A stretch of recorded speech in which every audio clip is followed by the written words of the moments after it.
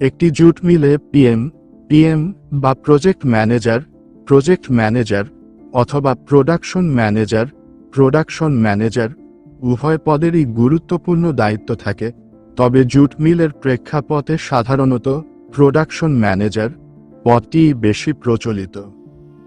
আজকে জুট মিলে একজন প্রোডাকশন ম্যানেজারের প্রধান কাজগুলো তুলে ধরা হবে। 1. উৎপাদন পরিকল্পনা ও নিয়ন্ত্রণ। টার্গেট নির্ধারণ। প্রতিদিন, প্রতি সপ্তাহে বা মাসে কতটুকু পাটের সুতা বা বস্তা উৎপাদিত হবে তার লক্ষ্যমাত্রা নির্ধারণ করা। কাঁচামাল ব্যবস্থাপনা। সঠিক মানের পাট, জুট সঠিক পরিমাণে মেশিনে যাচ্ছে কিনা তা তদারকি করা। 2. মান নিয়ন্ত্রণ, কোয়ালিটি কন্ট্রোল।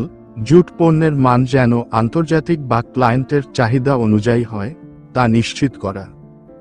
সুতার পুরুত্ব, কাউন্ট, শক্তি, স্ট্রেংথ এবং বুনন নিখুঁত কিনা তা নিয়মিত পরীক্ষা করা। 3. মেশিনারিজ ও রক্ষণাবেক্ষণ। মেশিনগুলো যেন সচল থাকে এবং কোনো যান্ত্রিক ত্রুটির কারণে উৎপাদন বন্ধ না হয় সেদিকে নজর রাখা। সময়মতো মেশিনের সার্ভিসিং বা পার্টস পরিবর্তনের ব্যবস্থা করা। 4. জনবল ব্যবস্থাপনা, লেবার ম্যানেজমেন্ট। শ্রমিকদের কাজ বণ্টন করে দেওয়া এবং তাদের কাজের তদারকি করা।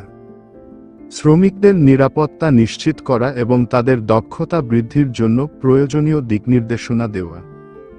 5. অপচয় কমানো, ওয়েস্ট ম্যানেজমেন্ট।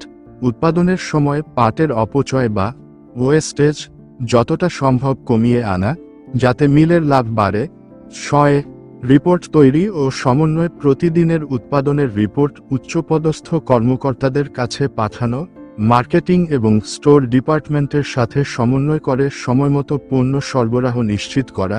সংক্ষেপে বলতে গেলে, কাঁচা পাট থেকে শুরু করে ফিনিশড গুডস যেমন বস্তা, দড়ি বা ব্যাগ তৈরি হওয়া পর্যন্ত পুরো প্রক্রিয়ার মূল চালিকা শক্তি হলেন এই পিএম।